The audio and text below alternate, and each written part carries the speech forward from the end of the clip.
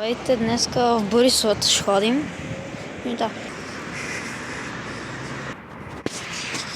И повечето от парка е гора, както виждате. Любимата чешма на много хора. И тук е детския кът.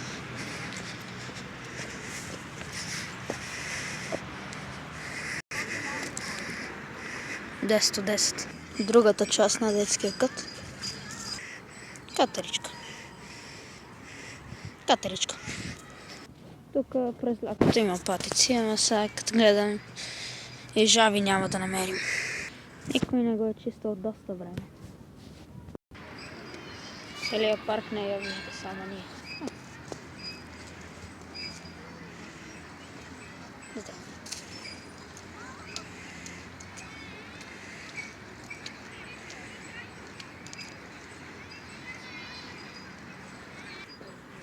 Театър. Колко пейки на едно място. Отиваме към едно езеро с лилии.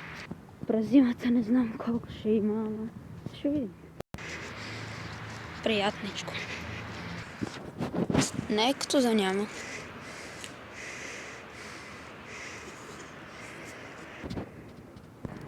И къща на дърво няма да ви казвам къде е, защото всички ще дойдете, ще го изпотрошите. То вече го няма, почти нищо няма. Не остана.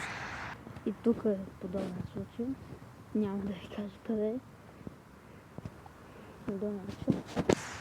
Ще се пробвам тук да се кача.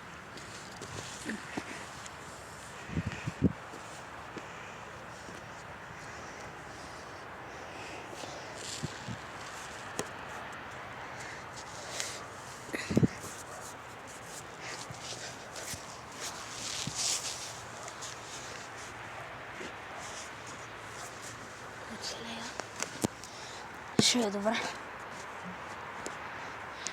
И успях да се кача.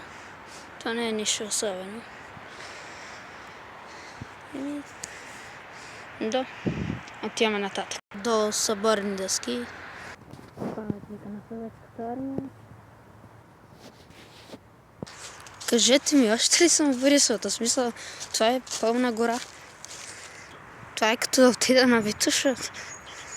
И приключваме с това нещо. Там е някакъв път. Еми до тук ще видя, това е чао.